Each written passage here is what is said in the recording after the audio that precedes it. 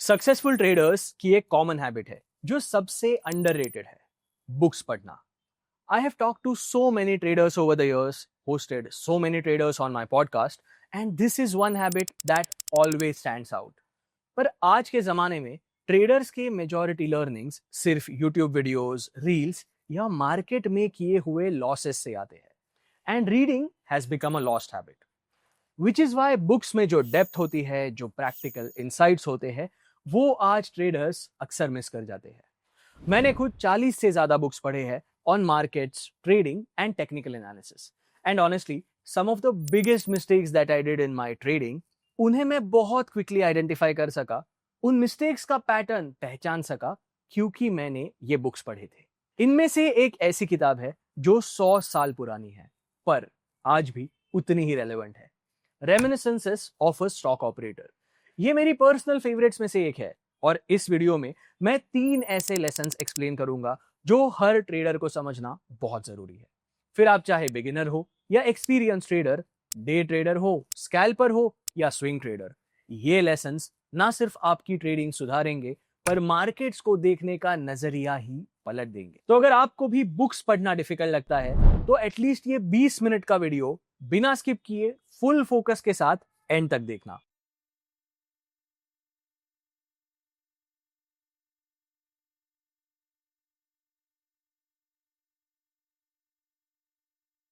ये किताब 100 साल पुरानी है।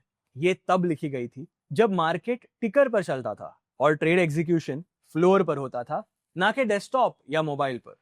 और सिंगल स्क्रीन ट्रेडिंग तो खैर एजुकेशनल वीडियो है तो पंच की मार्केटिंग नहीं करनी। तो देखो, पिछले 100 सालों में ट्रेडिंग का तरीका बदला, सलीका भी बदला, नए सिस्टम्स आए, नए एसेट क्लासेस आए, पर 100 सालों में अगर कुछ नहीं बदला हो तो वो है ट्रेडर।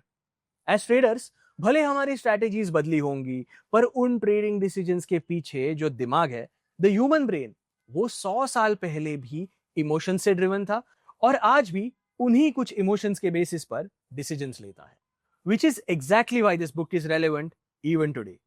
और ये मैं अकेले नहीं कह रहा, Paul Tudor Jones, one of the greatest hedge fund managers in the world, वो ये किताब हर उस ट्रेडर के हाथ में थमा देते थे जो उनकी हेज फंड में ज्वाइन करता था। थिंक अबाउट इट, एक billionaire trader decades after this book was written still believed कि अगर किसी को ट्रेडर बनना है तो पहले ये किताब पढ़ो। देखो, पूरी किताब में बहुत कुछ है सीखने जैसा, बट मैं इस वीडियो में वो 3 लेसन्स कवर करूंगा जो मेरे हिसाब से किसी भी ट्रेडर को समझना बहुत जरूरी है। और ये लेसन्स जानने के बाद आप चार्ट्स को, ट्रेडिंग को एक कंप्लीटली डिफरेंट तरीके से अप्रोच करोगे। देखो, one of the biggest mistakes that we do as traders is के हम स्मार्ट बनने चलते हैं।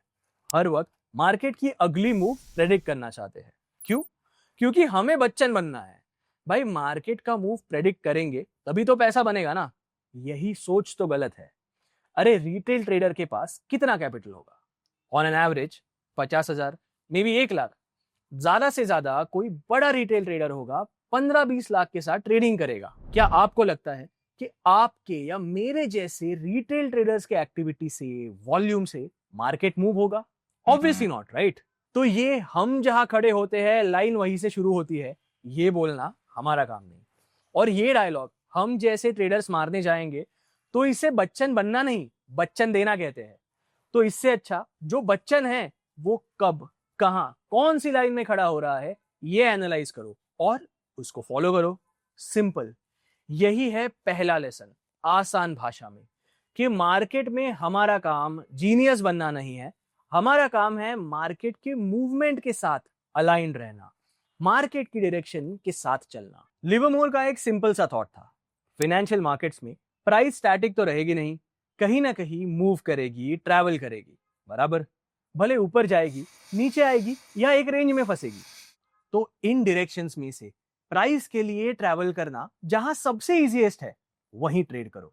जिस दिशा में प्राइस को कम से कम रेजिस्टेंस मिलेगा वो डायरेक्शन आइडेंटिफाई करो और उसी डायरेक्शन में ट्रेड लो, बस। That is what he means with the line of least resistance. अब ये सुनने में शायद आपको सिंपल लगेगा, पर एक्चुअली ये अपने आप में ही एक पूरा ऑपरेटिंग सिस्टम है विच गाइड्स अस कि कब एंटर करना है, क्या इग्नोर करना है, और एक बार एंटर हो गए तो अपने ट्रेड को, पोजीशन को बिल्ड कैसे करना है। देखो, मार्केट बायर्स और सेलर्स के बीच की एक बैटलफील्ड है, राइट? तो पहले इस बैटलफील्ड का मैप बनाओ। चार्ट पे आपको जो लेवल्स दिखते हैं, जो स्विंग हाईज, स्विंग लोज बनते हैं, जिन राउंड नंबर्स पर प्राइस को मल्टीपल रिजेक्शंस आते हैं, ये सब डिजाइन नहीं है, ये मार्केट की याददाश्त है। यहीं पे लोग प्रीवियसली ट्रैप हुए थे, यहीं पे पैसा बना और यहीं पे क्राउड ने अपना माइंड चेंज किया। तो आपका काम क्या है? बैटलफील्ड को मैप करो और फिर उस मैप पर, मतलब इंपॉर्टेंट लेवल्स पर, बिहेवियर ऑब्जर्व करो।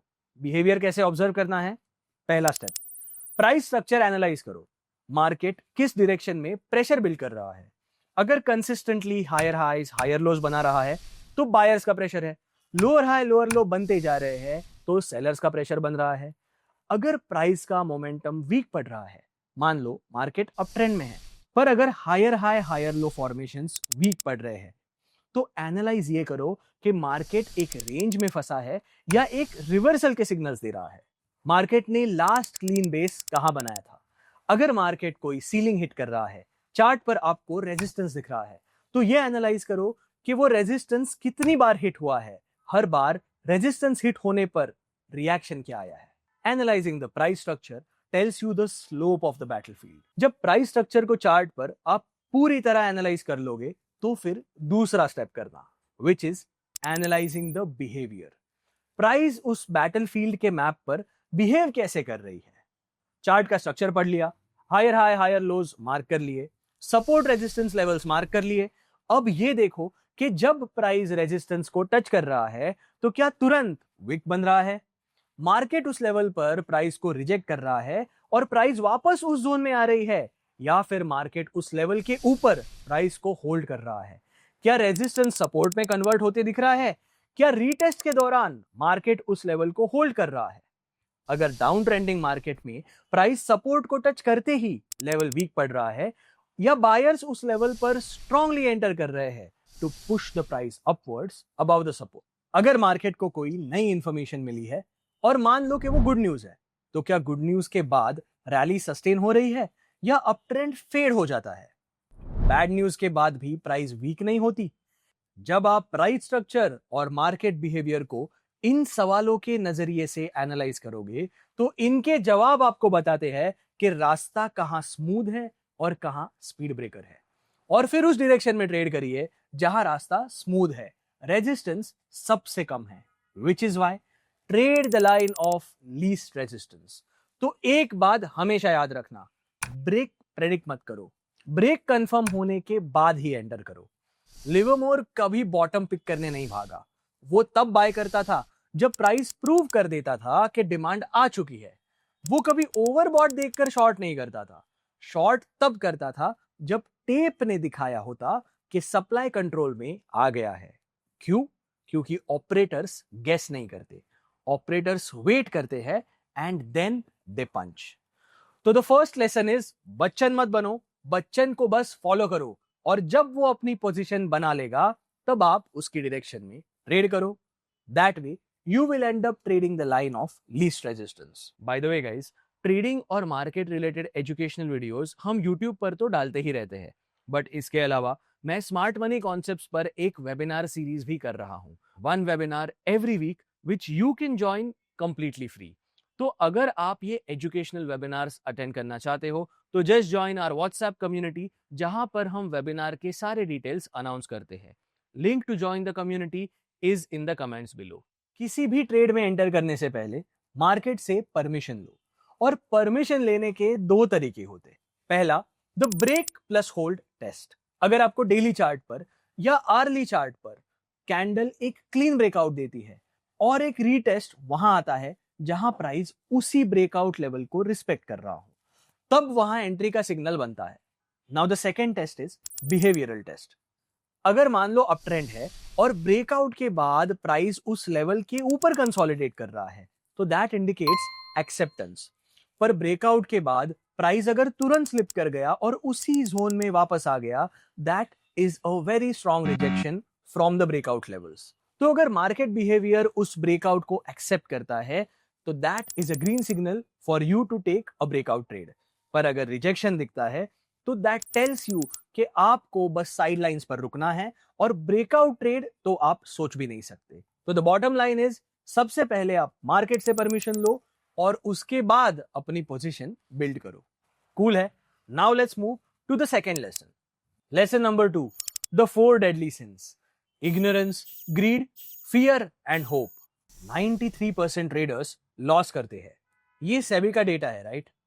बट आपको नहीं लगता कि ट्रेडिंग में इस वजह से उतना लॉस नहीं होता कि ट्रेडर मार्केट को पढ़ना नहीं जानता, बल्कि लॉस इस वजह से होता है because we don't fight our own nature. Livermore ने एक सिंपल सा सच बताया, ignorance, greed, fear and hope, these are the real enemies of all traders.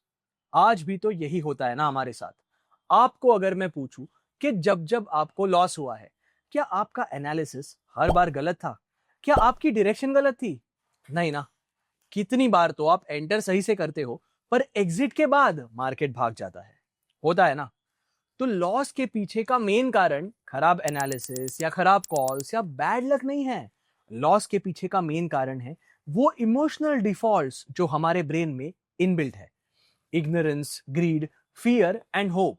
और जब आप मार्केट्स में होते हो तो ये चारों इमोशंस एक दूसरे के साथ ऐसे उलझते हैं कि आपका पीएनएल सुलझ ही नहीं पाता। बराबर? तो let's talk about the first sin, ignorance. Tips वाला माइंडसेट। देखो, इग्नोरेंस का मतलब ये नहीं होता कि आपको मार्केट्स समझ नहीं आते। इस किताब के अकॉर्डिंग इग्नोरेंस का मतलब है जजमेंट को आउटसोर्स करना, टिप्स पे काम करना। Today, all thanks to SEBI, there are strict rules against market tips. So that way, things are much better than they were a few years back. पर फिर भी जजमेंट को आउटसोर्स करने में सिर्फ टिप्स नहीं आते ना। अगर आपने कोई ट्विटर थ्रेड पढ़ लिया and you get influenced by the analysis that was done in it, या किसी दोस्त से उसका एनालिसिस या एक्सपेक्टेशन सुन लिया, या किसी ट्रेनर का वीडियो देख के उसके एनालिसिस के बेसिस पर आप ट्रेड ले रहे हो, किसी का भी बोला हुआ या इवन सो कॉल्ड एक्सपर्ट का व्यू आपके लिए लॉस का सोर्स बन जाता है, क्योंकि आपने उस एनालिसिस पर या उस व्यू पर अपना टेस्ट लगाया ही नहीं। क्योंकि आप किसी और के व्यू की वजह से बायस हो सकते हो पर किसी और का कन्विक्शन खरीद नहीं सकते। वो आपको खुद बिल्ड करना होगा जो सिर्फ आपके एनालिसिस से आएगा, आपके इग्नोरेंस से नहीं। Now let's talk about the second sin, greed. जल्दी पैसा चाहिए। यू नो, मार्केट्स में ग्रीड का मतलब सिर्फ ज्यादा पैसा चाहिए ये नहीं होता। ग्रीड का मतलब कई बार ये होता है कि पैसा मुझे अभी के अभी चाहिए। आपके साथ भी ये होता है? कंफर्मेशन का वेट नहीं करते, एंट्री जल्दी ले लेते हो और पोजीशन पूरी तरह बिल्ड कर लेते हो before you have any confirmation, simply because आपको लग रहा है कि अब मार्केट में आगे ये होगा। लिवरमोर का एक लेजेंडरी सेटअप था। बेथलेहम स्टील में उनको एक लॉन्ग पोजीशन बिल्ड करनी थी, पर जब तक स्टॉक का प्राइस $100 क्रॉस नहीं करता वो वेट कर रहे थे, क्योंकि उनका मानना यह था कि $100 एक साइकोलॉजिकल लेवल भी है जिसके ऊपर वो स्टॉक होल्ड करता तो फिर और भागने लगता।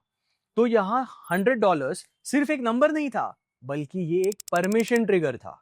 इनफैक्ट इस किताब में उन्होंने एक बढ़िया लाइन लिखी है, it was a victory for common sense over grid and hope. Price अगर $100 का राउंड फिगर क्रॉस करता तो मोमेंटम और भी आएगा, ये उन्हें एक्सपेक्टेड था।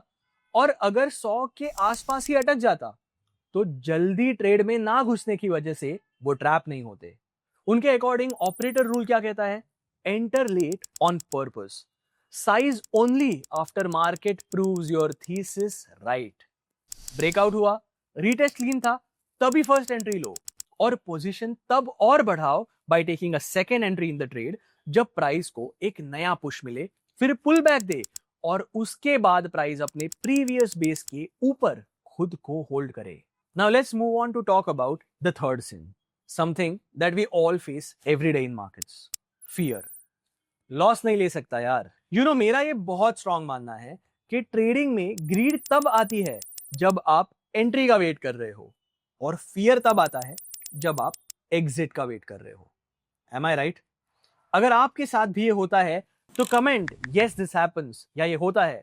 मैं पर्सनली सारे कमेंट्स पढ़ता हूं तो even I will understand your side much better. तो कमिंग बैक टू लिवरमोर, उन्होंने ये भी एक लाइन कही थी कि even insiders sometimes support a stock in a bear market and burn more capital. मतलब क्या? मार्केट अगर स्ट्रॉन्ग डाउन ट्रेंड में है तो क्या आपका एक रैंडम स्टॉक उस डाउन ट्रेंड के अगेंस्ट जाएगा? नहीं ना। But fear makes you defend your losers and doubt your winners. बहुत इंपॉर्टेंट सेंटेंस है, मैं दोबारा कहूंगा। Fear makes you defend your losers and doubt your winners. तो करे क्या? फियर का अपोजिट क्या है? करेज। पर ट्रेडिंग में करेज का मतलब ये नहीं है कि आप फियरलेस बन जाओ। करेज का मतलब है आप ट्रेड में एक प्लान बना के आए हो और वो प्लान अगर टूट गया तो आप तुरंत एग्जिट ले लोगे without any emotion. Operator mindset क्या है कि भाई stop is not optional, it is part of the plan. Trade लेने से पहले ही लिख लो, प्राइस अगर इस लेवल के अंदर वापस आई तो मैं गलत हूं। अगर स्ट्रॉन्ग लेवल्स पर मार्केट पार्टिसिपेंट्स का बिहेवियर मेरे एक्सपेक्टेशन से अपोजिट रहा और अगर मैं गलत हूं तो मैं तुरंत एग्जिट ले लूंगा। And finally let's come to the fourth sin for a trader, hope. अब जिंदगी की बात करो तो hope is a beautiful emotion, but markets में ये सबसे ब्रूटल ट्रैप्स में से एक है। लिवरमोर के according, instead of hoping you must fear and instead of fearing you must hope. सही है ना? आम ट्रेडर क्या करता है? जब लॉस हो रहा है तो वो होप करता है कि प्राइस वापस उसके बाइंग लेवल पर आ जाएगा। गलत भी हूं तो ब्रेक इवन तक वेट करता हूं और फिर एग्जिट ले लूंगा।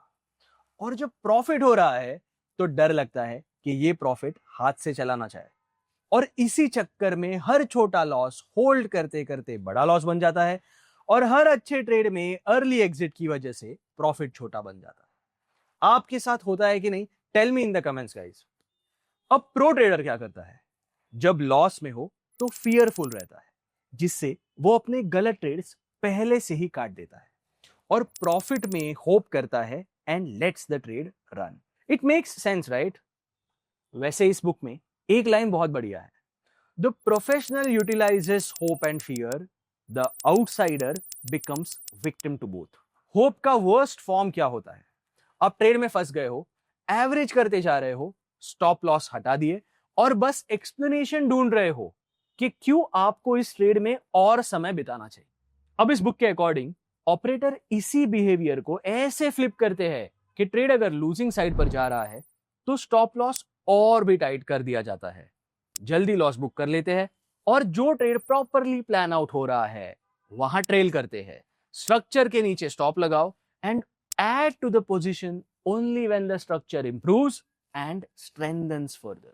Because वो ये जानते हैं that hope is not a strategy, but structure is. And finally, let's talk about the third lesson from this book. Do not average your losses.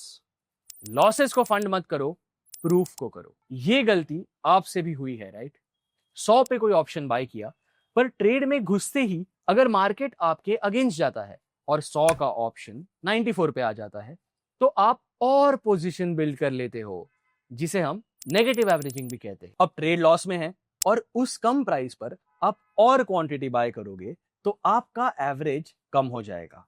So the brain keeps on telling you कि और ले ले। Average 100 से 97 पे आ जाएगा और अब वापस अगर मार्केट बाउंस करेगा तो प्राइस 100 तक भी जाएगा, which is your original buying price, तो वहीं पे मुझे 3 रुपए का प्रॉफिट होगा। बराबर? बेसिकली नेगेटिव एवरेजिंग में चार्ट पर आपका बाय प्राइस थोड़ा बेटर दिखता है, पर सच क्या है? ट्रेड एंटर करते ही मार्केट ने आपको बता दिया था कि आप गलत हो। बात बस ये है कि आप उस गलती को मान नहीं रहे। Now that's not strategy, that's self sabotage. तो इस किताब का ये वाला लेसन बहुत सिंपल है, पेन को एवरेज मत करो, जब प्रूफ मिलेगा तब उस प्रूफ को एवरेज करो। Now I tell you why negative averaging feels smart but is actually plain stupid.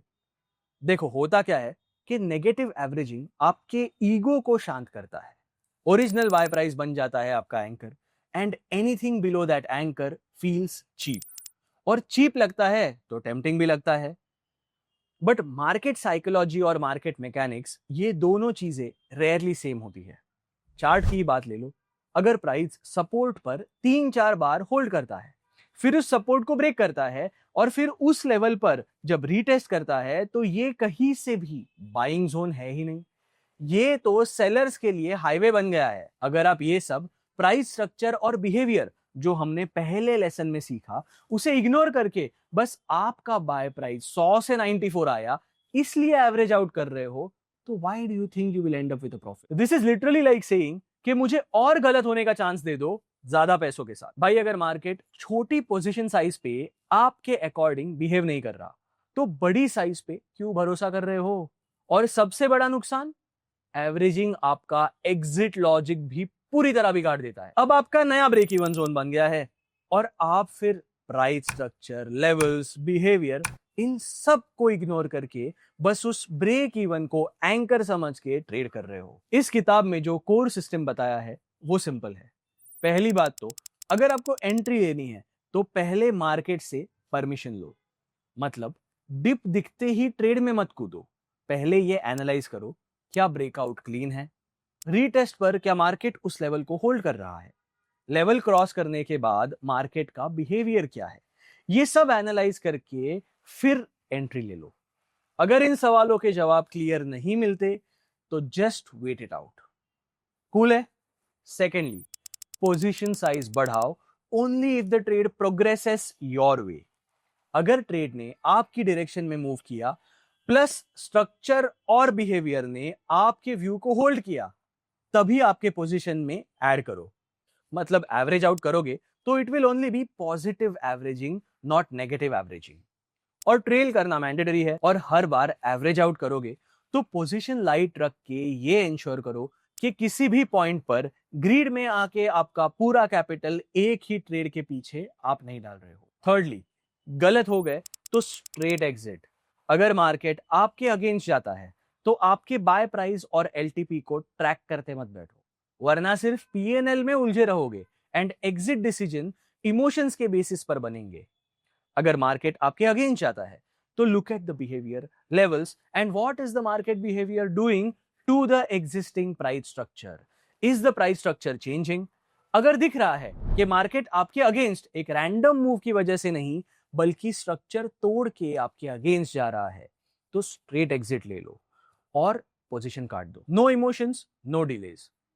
Mathematically ही सोचो, सबसे बड़ा साइज तब चाहिए जब सब कुछ आपके फेवर में चल रहा हो, मोमेंटम, प्राइस एक्शन और साइकोलॉजी। पर नेगेटिव एवरेजिंग क्या करता है? ये सब कुछ उल्टा कर देता है, क्योंकि आप सबसे बड़ा साइज डालते हो जब प्राइस आपके अगेंस्ट जा रहा है। इसीलिए प्रोग्रेस पे पैसा डालो, पेन पे नहीं। That is the lesson number 3। अगर आप ये 3 लेसन सिंसियरली अप्लाई कर लोगे, line of least resistance, 4 deadly sins and no negative averaging, तो आपका पूरा ट्रेडिंग डीएनए चेंज हो जाएगा। चार्ट्स तो वही रहेंगे, पर आप उन्हें देखते कैसे हो वो जरूर बदल जाएगा। आई होप ये वीडियो आपको हेल्पफुल लगा होगा। वीडियो कैसे लगा मुझे कमेंट में जरूर बताना and hit the like button. हम ट्रेडिंग पर और भी एजुकेशनल और इंटरेस्टिंग वीडियोस बना रहे हैं, सो चैनल को सब्सक्राइब कर दो ताकि वो सारे वीडियोस आप तक पहुंच जाएंगे।